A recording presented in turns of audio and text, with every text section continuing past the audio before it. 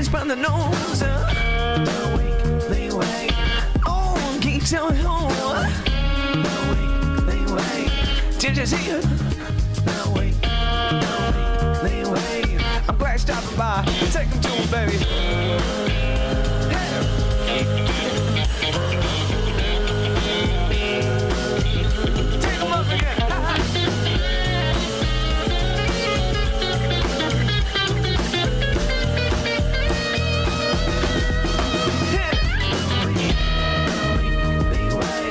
Oh, can you tell me who?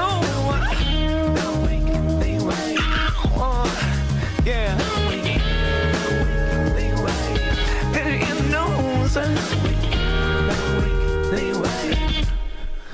I'm an idiot. I didn't even put it on the screen that had the fucking logo. I've done that twice today. God. Hello again, everybody. I can't figure this shit out. But the beautiful Nick Bop, what's going on, brother? What's up, brother? Thanks for coming on, man. Every time we make plans for this, I'm like, we're going to say something controversial. So Maybe a little bit. Let's start there. What's wrong with the modern malls of America? I mean, what are the brick and mortar stores missing, Nick? Well, the brick and mortar stores are obviously just kind of a product of kind of the Reagan era. You know, I mean, I was going to blame Clinton, so I'm glad that we disagree on this because now we can get in the beef. If Nancy fought Hillary in a first lady contest, Hillary to the I think I you're right. Money on Hillary because she's not afraid of using artificial enhancement. Whereas Nancy is trying to say no to drugs while Hill's over there taking some serious roidage. Yeah, and, you know, if we're talking 1992 Hillary, yeah. I mean, the Reagans were kind of old already. Yeah. Kind of, you know, when they got into office. Do you remember it was like the claymation like fights on MTV Celebrity Deathmatch? Absolutely. There should definitely be like a presidential rerun of that where it's like we put VPs up against each other, like Lyndon B. Johnson versus Kennedy before and after the assassination from the dead. Whoa. I have thoughts. Like Zombie Kennedy. And if you live stream that and then we got DraftKings involved, people would put money down. Dude, you could fix that kind of thing, but you can also fix the NFL. So I've wanted to throw a battle of the bands that is a battle of the bands. Yeah, I mean, like, I want to throw a battle of the bands. I want to get dirty with it. I want to get DraftKings involved. I want like a sports book. It's very Anchorman reminiscent, you know? Yeah. Brick, where'd you get a hand grenade? I don't know. It's like one of the best cinematic moments of my childhood. I quoted that way too many times. Have you ever been in the Battle of the Bands, though? I've done Battle of the Bands in high school, but once I started getting paid gigs, I was like, this is ridiculous. You're going to pit us against each other for bringing out people, and then someone's playing at 11:30 at night when everyone's friends and family, including theirs, have left. You know? Well, yeah. I don't know. I just feel like there's not enough of those things anymore. Even though like everybody was like, oh, it's a pay-to-play kind of thing, but when I was 14 and 15, I needed that. Yeah. I needed to go through those things to be like, you're right, these aren't the thing to do. Or just, you know, getting experience in getting people out and just like asking people to come to the show and playing for my friends and stuff. You know, I think people take it too seriously too early on. It's like, if you're going to be a part of something like that, you kind of have to know that what you're getting into. You can't be like, oh, we're getting ripped off, man. Like, well, come on. The shit used to be more meaningful, though, because they would hold over your head some studio time, and the cash prize, some equipment and things like that. And they would give you those things. You think so? Yeah. I think there's always space for it. I do feel like most musical communities now are very against the competitive nature of that kind of thing, which I don't think... I think you're lacking something if you totally say no to competition. It's like you in a setting like the open mic, which like it's part of your brand now to step up and give these people space and encourage them every week. Like, not only do you compete with your performance from last week, but there's someone in front of you and behind you that if you care enough about this, you should want to smoke them in a very loving way. Right. You know?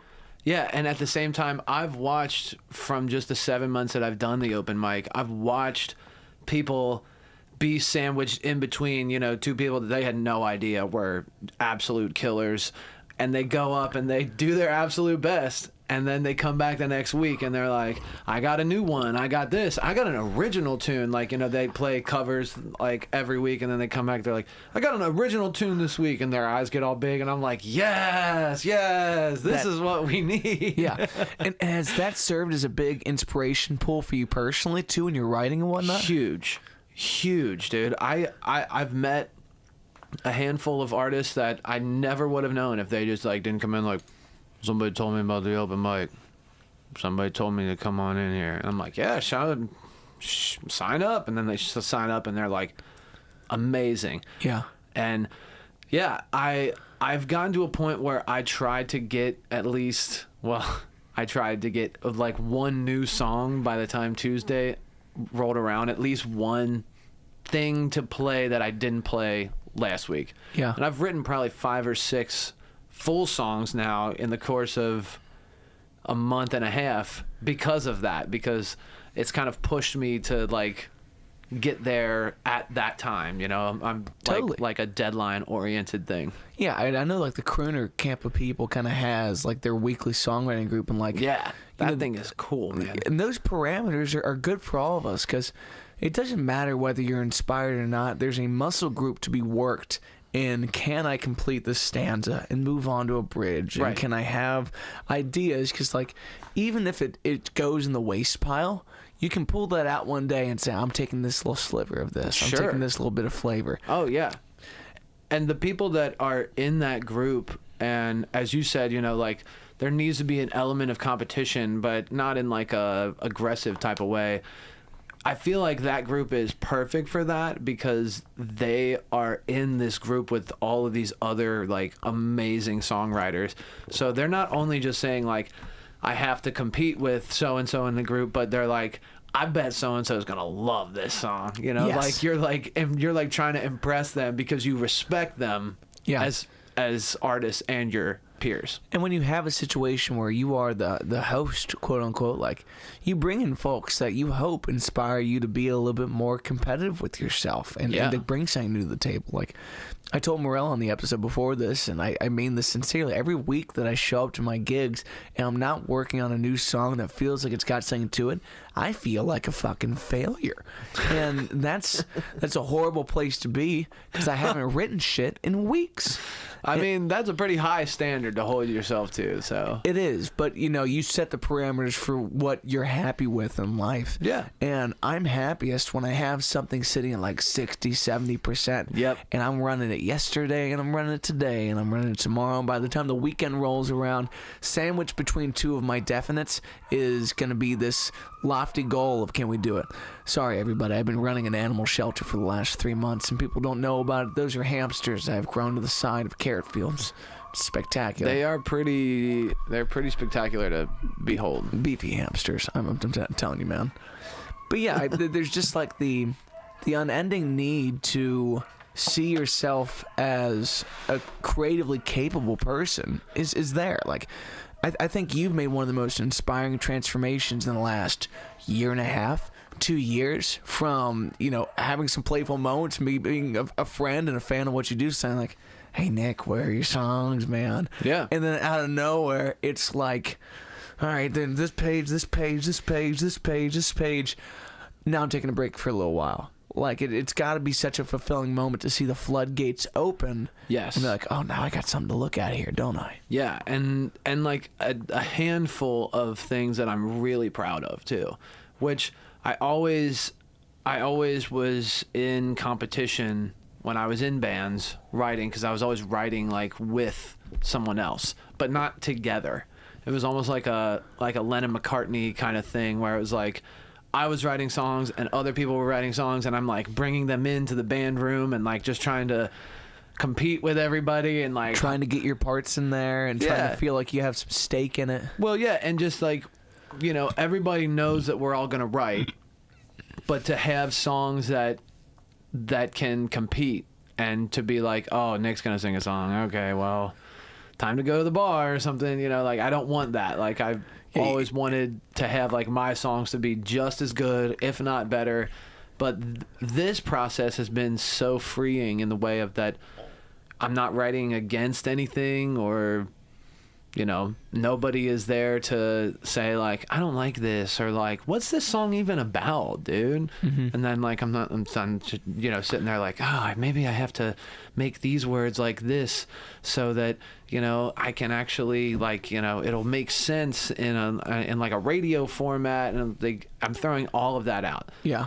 I feel like when you throw all the rules out and you make something that's completely for you, I mean, it's kind of like the Rick Rubin thing, where he's like, you know, make something that you really love, and then other people will like it because of that. And then, you know, Jacob Collier's like, well, I write music for other people, and it can still be good. It's like, yeah, and that's not what Rick Rubin meant. Rick Rubin didn't mean just like, write whatever abysmal trash comes into your head, and then people are gonna like it because it's genuine. Like, no, I mean, you don't grow your hair out and never wear shoes to have some kind of ignorant thought like that. No, you're just trying to open yourself up to whatever it is, and not to argue with that. And like, right. There is kind of an unsettling aspect of being in a band. Like, the first people you have to defend this material to are the other ones that take it to the stage. Yeah.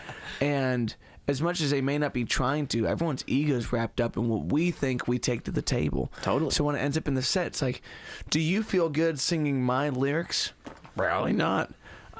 And that's kind of why I've ended up in a situation of, I write the songs and I'm bringing it to you. And it sounds like taking those parameters off on your end has not only opened up the songwriting process, but it's opening up the editing process to be multiple people. Like, you don't have to be the peppy one, or the sad one, or the guy with the abysmal trash.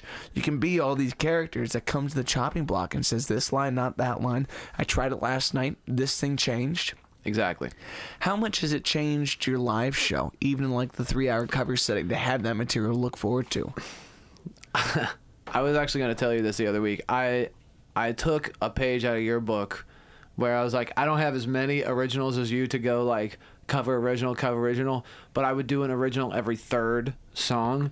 And doing the originals that are, you know, they're all pretty sad in nature, but the ones that I can, you know, that are very major sounding and, you know, can like stack up against all of the other covers and just like throwing them in there. But I threw them in about every other or every third song, and it just makes everything go by so much quicker because I have something to look forward to after the two songs. And, you know, I can just play like, oh, these are two good songs, and then I'll play this song. And then like in the middle of that first song that I'm playing, because I don't know if you can like be singing, playing, reading charts, whatever, and then also in your head be thinking like, all right, what am I going to do next? What am I going to... Dude, I watched Men in Black and Gladiator on my gig last night. Like, I can do it. It was upsetting to find out how distracted I was by that. Dude. But Kevin Fox gave me that same tip of, like, do every third song or every other song. Because having that not only gives you the opportunity to kind of like, I feel refreshed when I play my own shit. I feel like I'm earning my keep rather than just being an overpaid, you know, half-assed version of Spotify where you can just listen to the thing you want. Yeah. But then also allows me to compete with the hits. You know, the songs you sandwich between are as important as where your song kind of sits in the set. And I recently had my mind blown by, you know, John Frisch, right? Yeah. John Frisch, the incredible bassist, now plays with Dylan Marlowe, has been such a good friend to me for so long. We went to see Marcus King in Indianapolis last week, and I just won't leave him alone with questions. We're talking about sequencing your show. Yeah. He's like, there's some songs that have fallen into a sequence, and that's the way it's stood since the beginning of the band. And that 4-song block is a critical part of our show. And there's other songs that get reinvented in the sequence all the time. And when you're calling sequences rather than individual tunes, now you have 15 minutes to breathe and to think about something else. And you know how it just pulses.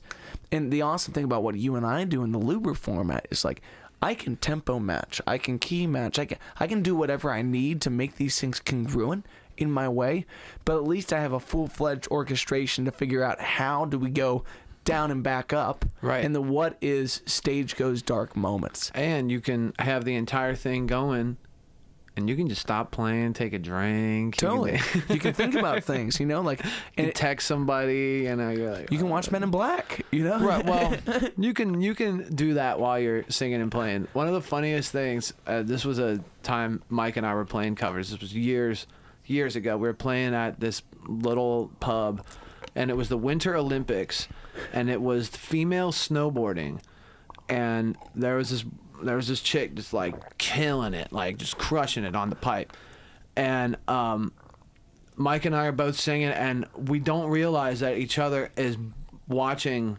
the TV because we're just like zoned in on it. So she takes a big spill, and Mike and I are singing in harmonies, and at the same exact time we both go, "Oh!" like it was a part of the song.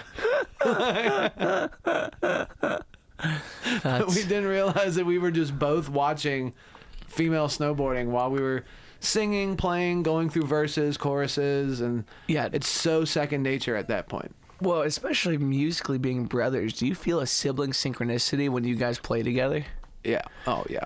Why can't we get Mike back in the game? What finger do we got to break to convince him to play something? I don't know, man. Well, let's plot something. I mean, we could break his cameras. We could burn his car. Well, I don't we could think erase that would his help. hard drives. I don't think that would help at all. Okay. I'll talk to him about it. I think we could break a couple fingers and get something done. I think that he needs to get the keys back out and needs to start writing again. Because, like, talk about, like, a lyrical genius. Like, that dude is probably one of the most slept-on lyricists maybe I've ever known. And it's not just because he's my older brother. Like, nah, dude, I could like pull up some old lyrics of his, and you're like, I can picture any person getting all of these tattooed on them, some part of them, you know. Yeah. And how many bands did you two play in together in your life? Let's see. I started playing drums to be in a band with him. He was in a band with a buddy of his, and Mike played guitar and he played bass, and they didn't have a drummer. And I was a freshman in high school, and I like got a drum kit for Christmas. You didn't play before that? Well, I was in a band before that, but I was always the super annoying guy that, like, as soon as we were done, I was like, "Oh, let me get behind the kit," and like I was always the one that was like banging on the kid at the end of practice, and they're like, "Can I play drums on this next one?" Like, you were that guy. I was that guy until I got my own kid, and because I just had like a natural thing for it, I just kind of like got it right off the bat. So what was your first instrument? Piano. Okay. That's kind of interesting. Did you take lessons? Like, yeah. Okay. Because my dad plays keys. So that was like the one thing he could like impart musically, was like, you know, he couldn't teach me guitar, but he could teach me a C major 7, and, you know, he could teach me like some chords, and he taught me like the C major scale and stuff.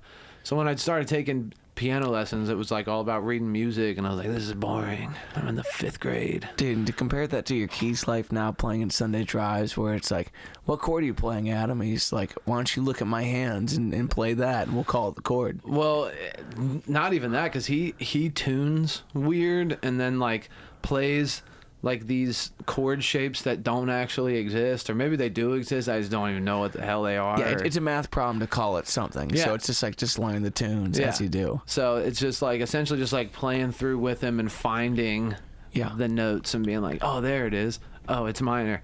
Oh, it's minor 7. Oh, it's this. Oh, it's major. Like, ooh, what if I major suspend a second? Yeah. What if I suspend 4? And he's like, he doesn't like that. And how does it feel now that like Adam's back on the scene again? I'm assuming some Sunday drive stuff is about to be, you know, on the calendar, getting ready, back in rehearsals. Does it feel good to be able to say, like, not only did I get to go back to that thing, but in the meantime, I found a place for my own ideas to sit, rather than imparting them on a new project? Yeah, because everyone has always asked me, they're like, so, like, when are you going to start singing in Sunday drives? I'm like, I sing a shit ton in Sunday drives. Yeah, I'm BGVs and a half, you know? Like, I'm the Bob Choir. What don't you understand about this? Right. And they're like, no. I mean, like, you know, singing your songs in Sunday drives. And I'm like, that's not the thing. Yeah. It's like, Adam is the brand. Adam is the voice. It's his project. And he says all the time, you know, these are your songs too. And I do feel like they are. I've had, I mean, at this point, 5-6 years of being the other half of these songs. You know, I don't take songwriting credits per se, but you know. But you are part of the orchestration and arrangement of that. Yeah. And you do that in a very reverent way. We had a discussion the other day about my band where it's like, you've been in enough groups to say, like, I see who's doing that part, so I'm going to do this part. Right. But this is the first opportunity now for you to be that part. Is that right? Yes. And it's kind of big shoes that I've never worn. Yeah. Is it daunting to think about people doing those other things then? Or is that part of the solution of being able to play all these things and say, I'm not going to worry about the live stuff yet? Because you know how difficult those roles are to fill. I don't think it's just because I know that they're difficult to fill. It's just that I have to see the why in it. And I don't see the why in it until it's like really being sought after. Yeah. You know, it's like you can release music on the internet and, you know, you might blow up in Norway first. And then, you know, you could be touring the States to like nobody, and it's like you got all these listeners, but they don't even live here. And then like, yelling out drop ship t-shirts and shit like that. Right. And but like you're wasting all your money putting gas in a van, driving around this country, playing just shows to people that are like, we don't like this. Yeah. Well, and there's definitely something to be said, like, you're never going to make it in your own hometown. Like, people don't know you as that. It's when people get introduced to you through that lens that they can appreciate you for that thing. Well, that's why Adam and I love cold rooms. We love going out and playing because of, like, what we do is a different kind of thing. It's much more about the live thing. You know, it's the chemistry that we have on stage, and it's the fact that the two of us make this music, just the two of us, and it has like this kind of full sound to it. And the studio aspect of Sunday Drives is almost like the reverse of Paradogs, because Sunday Drives is much more about like seeing it live, you know, seeing us like, you know, like damn near crying on stage and shit, and like, yeah, and just kind of feeling that magic, but, you know, playing to a crowd that's never heard you before, they're going to be like, wow, this is amazing. But playing in your own hometown to people that have seen you 25 times, they'll be like, dude, great job tonight. You know, you seemed a little off vocally, but, you know, like, it was cool. It was cool. You guys crushed it. It's like, because they've seen you 20 times to know, like, he's not on it tonight, or well, it's a different value proposition too. Like, I know when I'm in my hometown, I am a convenience product. Sure. I'm here 4 nights a week, and you can find me, and I'm not trying to make you pick a day of the month to come see me. I'm trying to be available for whenever you choose, because that's an accumulation, one person at a time kind of deal. And I'm always surprised on random weekdays when someone does pursue that show and come make that time for you. It's like that's so meaningful. But when you go outside of that town, you've been promoting for months, and now it's like, here's 30 people that I knew 5 of them to start, and boy, does it feel good to see 30. Yeah. Or here's the one guy of 6 that promised me that they were coming back, but he came out. I need to blow his fucking mind for treating me like that. We do that all the time. Yeah. And do you feel like with the emergence of your solo project, with the reemergence of Sunday Drives, that these are the pairing of things that need to make this pursuable to you again? Or are you feeling overwhelmed with the amount that is now going to be on the plate because you've started all these different ventures?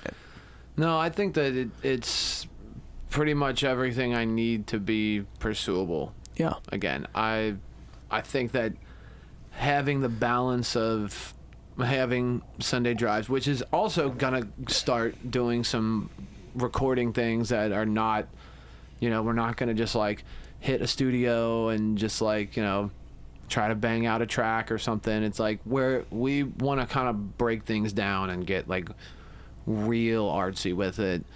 And, you know, as he should too, because Adam's never been satisfied in that regard. It's like he's such a visionary for what he's trying to do. You need to give the guy the control of molding the clay, rather than expecting something to come out of the kiln and be done in his mind. It's like, no, now we got to break that. It's never going to work like that. Yeah. Right. Well, it just felt like there was a point in time where you had really been pursuing this in like one lane, which is like just the gigging side of it, and you were doing it as well, if not better, than almost anyone I know. And it seemed like the well was running dry, because when you're just a parakeet for other people's material, there's only so much to be found in it. And I look around, and Cincinnati's a cover band town. I don't know how some people do it. I admire folks who really do it well, and I think some of them are true musicians. But from the value that I've found in the writing and pursuing that side of it, I don't know what's to be had over there. In the cover band side of things? Yeah, in strictly the cover world. Besides just money. And I think a lot of them aren't in it for the money. I see them play like really high-level technical music, you know? Like you go to the Bell and the Bear on a Thursday night, and you see these people do it just because they love it. And they're monsters. Yeah. And some of these folks are people that I know that have given up the original dream. Some of them are folks I know still dabble a little bit in both. And others are just folks that love the music so much that they keep wanting to do that. And I don't know if that is enough for someone that's been convinced my way, but I would love to hear one of them talk about it, you know? Right. Well, I think this is me kind of like... It sounds bad, but it's like in a way of like I'm giving up and also putting like everything into it at the same time. In the sense of that, you know, I don't feel like I need to play... live shows, have a record release show, and get my mom and my fucking, you know, people I used to work with out and everything. You know, it's like, I don't think that this really calls for that. I think it's like I can just create and release on my own time and, you know, build a following wherever it may be. And, you know, it doesn't have to be this thing that's in your face, because honestly, if I wanted to take this project and create a live thing, it would be a daunting thing. Yeah, it'd be cumbersome in that. Oh, but yeah. You're also looking fun. at it in the modern world of where does this exist? It's like it's an online entity that you can construct every part of it with time, with space. It's a good old mouth queef, you know what I'm saying? Like it builds, you know, I'm gonna have a Billy Mays level aneurysm. SM7B. Dude, I could pull the pop filter off this thing and show what's good. Go raw dog with it. No. When it comes to doing the full band arrangements, and you're talking about like kind of having like the uninterrupted space to make things a little bit tighter if you want to have a little bit more of a slant on this and things like that seems like it would be the most difficult aspect to translate to new players. Yes.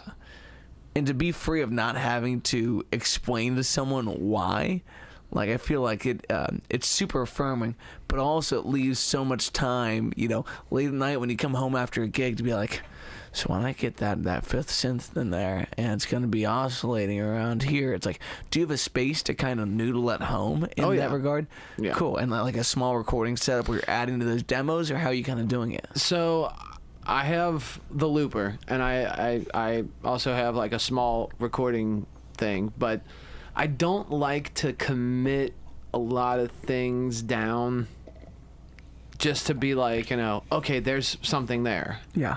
And then just to have a part there, but because like you'll just get stuck in it, and then you'll be like, I'm used to hearing like this thing, and where is it? It's not there. It's like it doesn't have to be there. Yeah, it's not actually there. You know, only you created that in your mind, and it's like, is it right? Is it not? Yeah, that's the great thing about the looper is you find out what's non-negotiable and what's definitely negotiable. Yes. I have a song in the catalog called The Park that has these great horn lines on it. Oh yeah. That I never played that song because like, it's missing the fucking horn lines, man. And now I started looping in those lines. I'm like, no, I like playing this again. It's like, yeah, you idiot. Like, you got to figure out what actually falls on the priority list and what doesn't. Right. And then when I played it with the trio, it's like, oh man, now I can't loop these horn lines. What am I gonna do? Nah, man, you gotta learn to sing those parts and play those parts. Nah, you gotta figure out a way that I don't know. Can you route a click to the looper? So like out of the looper? My looper can do that, and I'm actually thinking about trying to do that. I could definitely go a route of trying to have the looper play into that show, but it's such a pain in the ass. And also, like, we talked about, you know, the upcoming changes with Nick, and I'm going to kind of back off the band touring next year, do one pass through all my main markets with the bigger version of the band, have a good time with it. Yeah. But it's going to be a rebuild year. And I'm going to go out with the Looper and enjoy that show a little bit more and find out what are the non-negotiables about that, while also staying as logistically skinny as possible. Yeah. Because like I said, like it's not the only way to do things. And No. I need to make more of the time that I'm out there. And sometimes moving 4 people at a time is just too cumbersome to say, like, no, this is the one fan I made tonight. I'm going to spend an extra half hour talking to them. You know, if they tell me we're getting breakfast in the morning, we're getting breakfast in the fucking morning, we're going to make something of this, then I'll move on to the next town. Right. Or maybe I got to shoot more clips of those live shows, and I can't be doing that when I have to manage 3 people and a splitter rack setup and all these things. Totally. But I think that you have the advantage of that you refine your show every single week. You know, all these like solo shows at everywhere from like, you know, a restaurant opening to Kroger to like whatever. You're still getting reps underneath you with this Looper show with your original stuff. It's like you could take that to like any room of like songwriters, you know, here's a list of 4 songwriters tonight in this city and smoke everybody. Well, yeah, I mean, it's not even a question. It doesn't feel fair to go up with songwriters at that point. And like, why not? I don't know. People have given me that Get up there and opinion smoke before. their fucking boots, man. I appreciate that, brother. I had a guy say to me recently, a guy that I really respect, he's like, when you use the Looper, it's a gimmick and you're stuck behind it.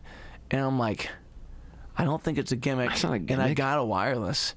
And then I tried to step out with my Looper with the wireless, and I was like, man, sometimes I get shy doing that, so I got to kind of work on that shit. Like, it's easier to be this bombastic maniac when you know the band's behind you holding it down. Sure. But at the same time, the Looper ain't going nowhere. I could fall off the stage, change a string, go get a beer, take a piss, and come back, and it's still rolling.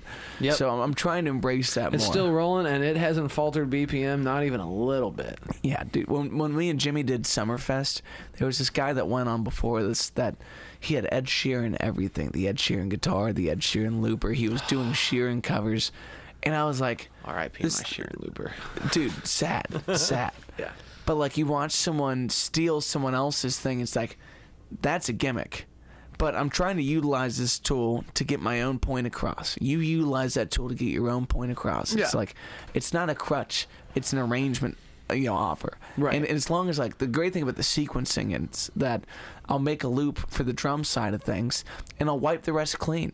And because I'm tempo matching these, I'm keeping that. We're moving forward. Yeah. And then we'll break down. And then I'll show you again how we build this. But I'm trying to trim down the fat of that set because I want to take you on an 1.5 hour long ride and we'll call it a night. But if I wear you out in an 1.5 hours, like I forget what's the guy with the cigar on Instagram that acts like he's broken every major band that you've ever seen.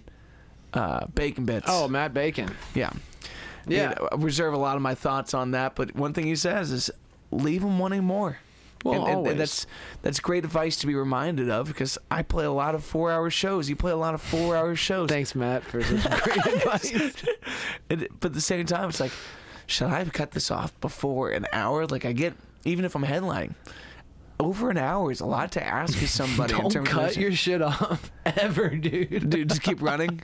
No, just like play like what you're meant to play. If it's a 45-minute slide. Oh, no. I'm not talking about that. It's like, dude, play your best 30 minutes and then walk off, dude. Leave them just foaming at the mouth. It's like, or wondering why you didn't play the full set. Start a song and don't even finish it. Leave them wanting more, dude. Hang them right on the edge. Leave them on the 5 after a 20-minute jam. No songs at all. You're edging the crowd, that's all. Dude, have you watched that Drew Carey quote from talking about the Fish Show?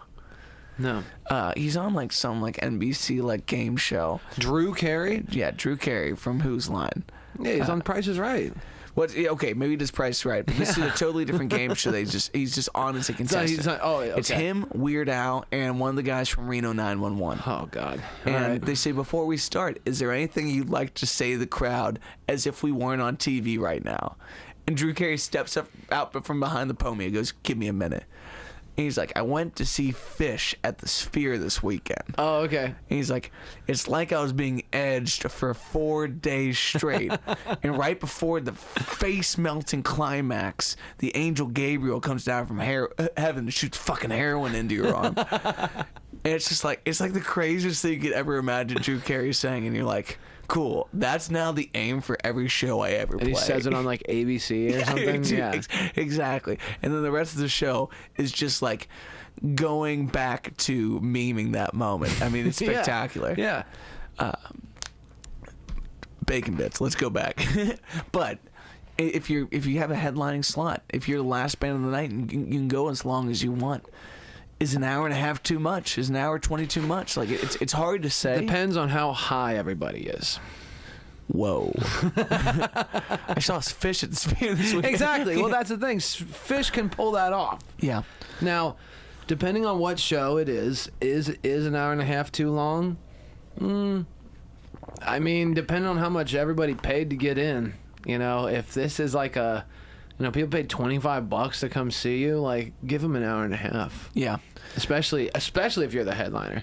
Yeah. Now, if it's like you have as long as you want because you're the headlining band and you're kind of just on fire that night, yeah, cut it at an hour. Well, you can always come back if they ask for more. Right. But and don't finish like that. Yeah, I guess that would be even better. Cut it off, leave them wanting more for a big encore, and then have like your big last song like already in the chamber and like. Well, and some bands smoke that. Intend on it so much for the encore that's like it's a 20-minute encore. So like, I mean, I used to play in jam bands, and I watched Aqueous. I opened for Aqueous in Cleveland about 10 years ago now, and they played a 25-minute encore. They came on and they're like, "All right, we'll do one more song." Bro, they played and they slayed it for 25 minutes straight. Bro, you need to go to one of those things and you see the science of what it takes to like be in one of those bands, and like it is a whole science of like the jam and like the way to like break it down and build it up but not get too repetitive, or just like ride on a 1 or ride on a 5 and just like ride it there for what seems uncomfortably long but like gives you time to like build things out. And like, you know, these guys have it down to like, you know, every 16 we open up here, every 8 we come in, like, yeah, it's wild. Who was the jam band that everyone has to talk back you were telling me about? Papadozio. So since you said that to me, everyone, not just like one person, all of them have talkbacks. I think it would pull my band apart at the threads if everyone had a talkback. Oh, God. I couldn't do that. I couldn't live with that. But instead of using it just to fuck with people, which I was for a long time, I've started to use it for really specific asks of the band. And I can tell who doesn't have that talkback loud enough, because I'm like, we're hitting on 2. Hold off on it. Bang, idiot. 2.5. You know, yeah. One of my favorite Victor Wooten quotes is 2.5 on the Live in America album, because they're jamming on If You Want Me to Stay. And he's just calling out numbers and hits, and they are crazy. He's like, half. Well, 2.5. Vic's band is like the most incredible dudes. Brother synchronicity. Ever. Yeah, familial synchronicity to like the furthest extent. Like music nerds that have been jamming like this since they were 4. Have you ever seen Vic live? Never live. Oh man, he came through Madison Theater. Oh, that was 2000 and I don't know, like 11 or something. I mean, it was a long time ago. But everybody at one point in his band, because he has like all these like, you know, Juilliard professors and these like world-renowned musicians. He has 2 drummers, 2 kit drummers like on either side of the stage. But at one point, everyone was playing one of those. What are his basses with the butterfly on it? One of his signatures? Yeah, that everyone's playing a bass? Yeah, everyone was playing a bass on stage, and it was 2 drummers, and everyone else was playing a bass. And like they would like put it down and like play keys or guitar or like, you know, fill out the whole thing, but like sometimes they would pick it up and there'd be 3 basses on stage or 4 basses, and like it's wacky. Straight wacky. Yeah, and that show was like $20, and halfway through it, I was like, I can't believe I paid $20 to see that. to see that. I should to see 7 bass players and 2 drummers. This sucks. No, it's like, yeah, no, not a way. Like, I can't believe I paid $20. It's like, I can't believe it was so cheap, dude. Straight like, up, holy shit. Going back to your new project. So, what's kind of like the intended schedule for release at this point? Something by 2024. Like, I want to have a 2025. 2024. You mean? No, like the end of the year. Yeah, I want to have a 2024 release. And do you want it to be a song? Do you want it to be okay? A song. Because I think singles and then grouping them. I mean, it's so funny that when Adam and I started recording, we were like, what if we did a single for every song and then like grouped them together, and then it was kind of like you're releasing it slowly, and then like the very next year it's like I see industry people that are like, it's called the waterfall strategy and blah blah blah blah. I'm like, oh, this was the thing that I thought I conjured up in my head, 2 years ago, but it's really just like a logical way of doing things. And just going like single, and then drop an EP with like one new song on it. Well, it's a tougher thing to pull off than people imagine, because ISRC codes are like, it's a weird thing to make sure it all hits at the same time. Because if it doesn't, it might pull you off playlists. Is that correct? Yes. Like if something went offline and it's been sitting on this playlist for 6 months and then it's back 2 days later, does it go back on that playlist, or does it need to drop and that? pull? I don't know. Because I think it's intended to. You retain streaming numbers and things like that. Yeah. But when I think about my strategy for my next upcoming single, the number one thing that matters is user playlists. It's like, it'd be nice to get on the Spotify and the Apple Music ones, but I can't really control that. You start with the user playlist. Yeah, exactly. And I can tailor that. And I saw a thing recently saying that I'm trying to watch all these things about meta conversion ads and trying to figure out how you run these ads to get people on there. And it's nonsense. It's like it's just like, you may have to give us some more money, dude. Maybe you got to give us some more money. Yeah. And they're like, well, I gave you more money and it still didn't work. Like, you're right. I think I know what we can do. Okay, what are we gonna do? Well, it's gonna take some more money. It's gonna take maybe a lot more money. And you fabricate the value of the click, the cost per click. What you're pulling from me on my budget. Like, it is all racket. But it is the new model that everyone's advising is like, on your artist pick, you have it be a playlist of artists you want to be correlated with. Sure. You send people to that playlist. You get that playlist up and running hard enough that people are submitting to be on that playlist, and you use that money to feed back into promoting that playlist. You mean like curating your own Submit Hub submission? Yeah, exactly. Which I think is brilliant. I never thought about backdooring it like that. Yeah. But man, does that take some effort? And then it's like, what do I do again? I'm a radio DJ. No, fuck.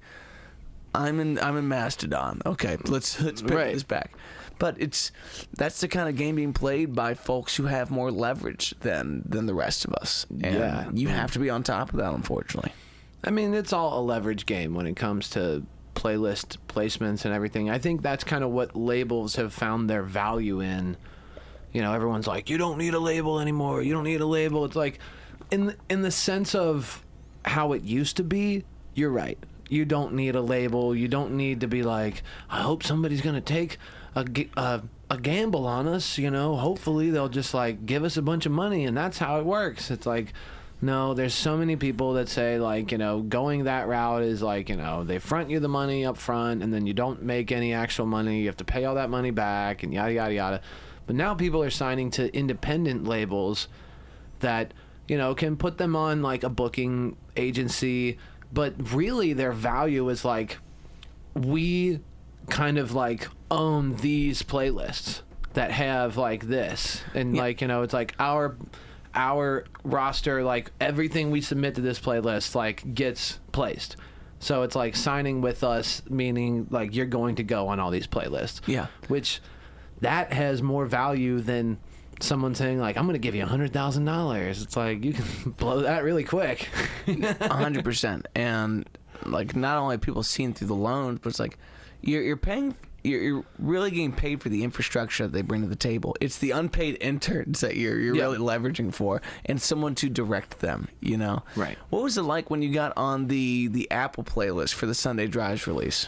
Well, we were not really expecting that, and when we got it, you know, the distributor didn't really like, they were just like, hey, guess what, you got on the playlist. And we were like, sweet. And now what? I mean, we like blasted it out, the fact that we were on the fact that we were on the playlist, and it got us like, I think, you know, maybe 5,000 to 10,000 streams and pretty quick. Yeah.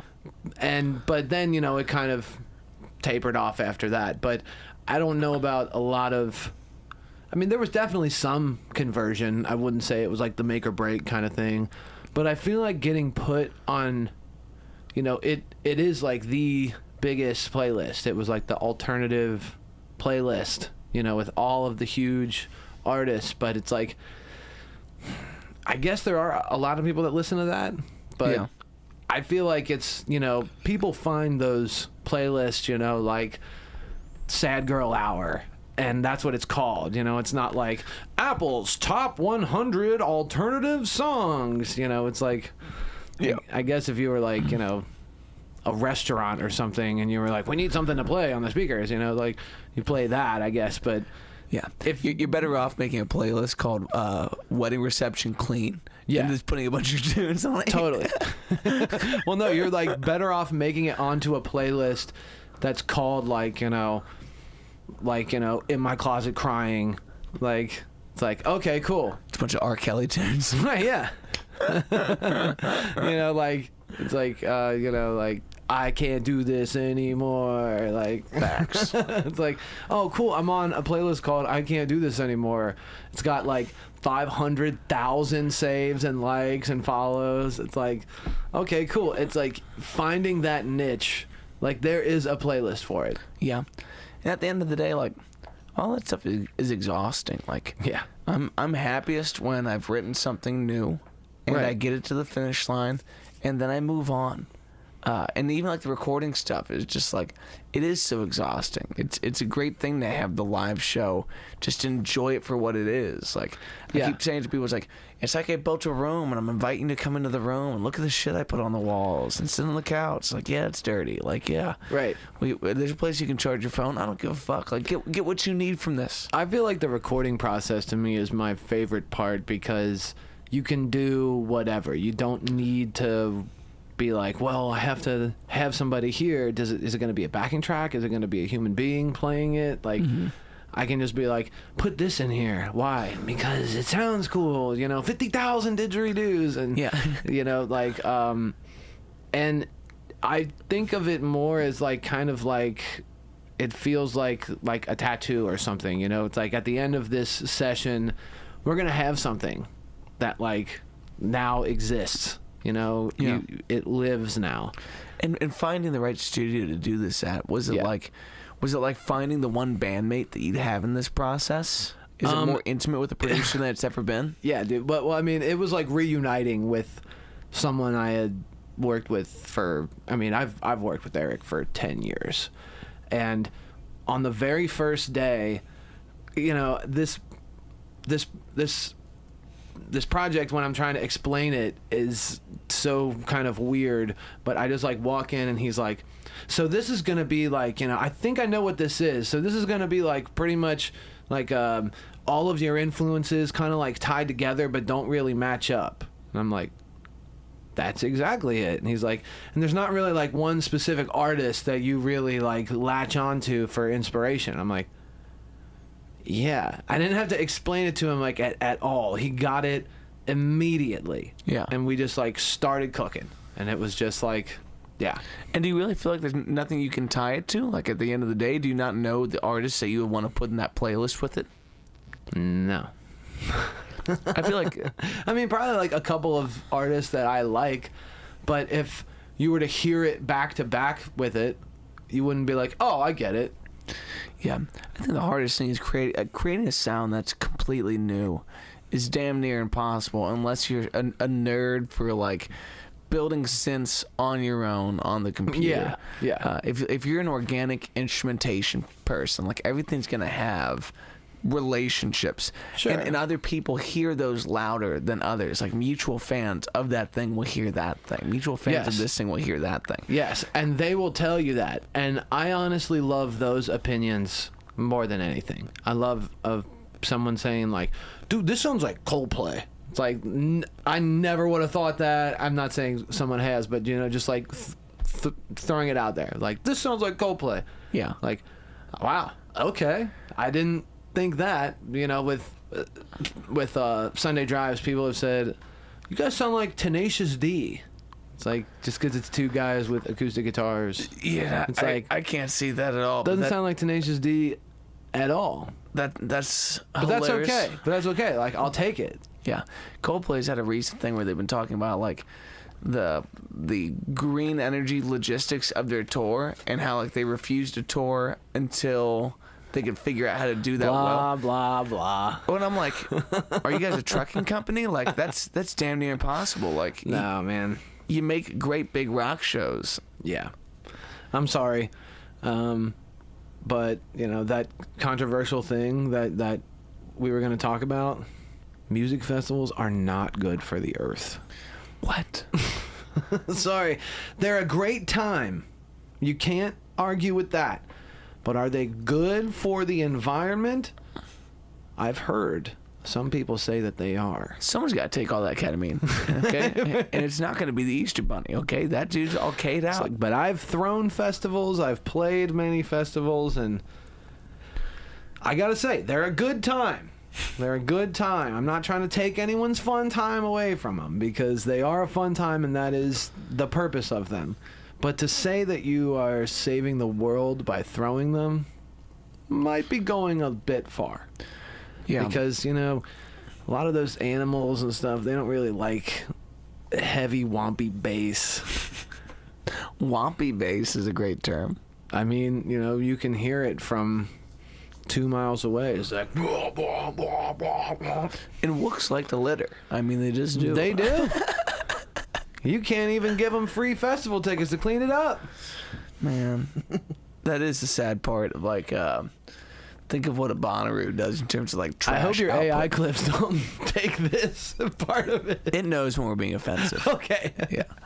No, and I wouldn't post that exactly. If you've made it this far in this episode, you're a good friend of both of us. Right. And you can tell where we're joking about this. Yeah. And in the future, if they come back to haunt us, guess what? I would take a potato can into space if it was an option, but it's not a realistic option. I'm not trying to make a grandiose statement, okay? Right. I don't have anything to offer you in that. But there's also a good point to like, sometimes people assume that being a musician is like a platform for world peace and momentous occasions. It's like, I write songs that I like, and I hope you like them. Dude, I can't tell you how many people hit me up and say, like, you should share this person because they're going through recovery. That's what you believe in, right? It's like, whoa, like, I do, but, like, don't approach it like that. Yeah. Don't, like, be like, dude, you need to do this because this is what your music's about. Like, for one, no, it's not. Two, no, I don't. I don't have to do anything. I don't have to be bullied into sharing anything because you got a certain message from what you think I do. It's like, I never said, like, Sunday Drives is not like a Dare commercial. It's not like, don't do drugs, kids. Yeah. It's like drugs are bad, okay, kind of thing. Okay. Well, and you can take it and leave it for what it is, but like I don't owe you shit for what you think of the message. Exactly. And just because something's your brand too, like I don't have to say anything. I don't have to do anything. Like you can't hold me hostage to your own impressions or thoughts of my intentions. And we do. And like we do like play at clinics sometimes and it's all completely under the radar. We don't post on our Facebook or Instagram like, here we are today doing the Lord's work. Like, it just seems like a little performative in that way when these are people going through something very serious. Yeah. And to like be on not engulfed in it, but to be like a person that, you know, conveys the message of like drugs are fucked up, you know, probably shouldn't do them anymore. Yeah, but like they don't need to be the sad puppy of your Sarah McLachlan song. Right, exactly. And it's not even a Sarah McLachlan song. I mean, Adam's narrative, it's like Adam's not a sad kicked puppy. Yeah, at all.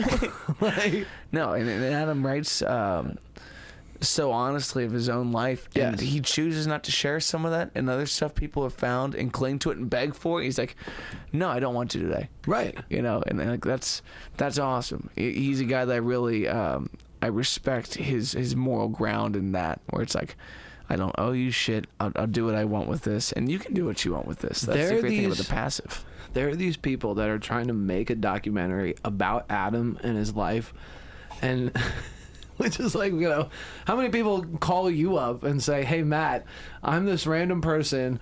You don't like, you know, owe me anything, and like I just like found you and I want to make a whole thing about your life. And you're like, I don't know. And like he dragged his feet on it for so long, and he finally got with him. And I was like, dude, that's one of the coolest things ever. But what an Adam Lee way of going about it, of just like thinking like, maybe I will, maybe I won't. Yeah. It's like, you have to. He's a straight pimp. I mean, he is an absolute pimp. He's the only guy that I know that can wear sunglasses inside at nighttime. And I'm not like, what the fuck is he doing? I'm just like, totally. No, that's Adam. Well, he also does it completely sober, which is a different level of bold too. Yes. Like, in my absence of the inebriants, like there's a lot of things I'm more timid to do. I would not dare touch some of the attitude pieces that Adam does. And it's like he's a certified G for that, man. Well, I mean, he's lived through some shit, and the things that he writes about are, I mean, probably the most radio-friendly version of them that will ever exist. Yeah. Well, I'm very excited to see the resurgence of that, and yeah, me too. I'm equally excited to keep up with what's going on with your original project. But I got to start to scoot to Indianapolis for tonight. So, is there anything you'd like to promote on the way out? At this point, just stay tuned. Keep it locked and loaded. I got songs on the way. I got socials on the way, and yeah, we're gonna do the thing. Yeah, where can they find your shows at? Best on your IG, or you can actually go to nickheffron.com. When did that happen? Baby, just recently. Shibuya. Way to get on it. All right, brother. I love you. Thanks for coming on. I love you too, man. Thanks for having me. Hey, listening to you on the internet, you shouldn't even be here right now. I know you got things going. No, I'm kidding. Thanks for coming. We love you. I'll catch you soon, players. Peace.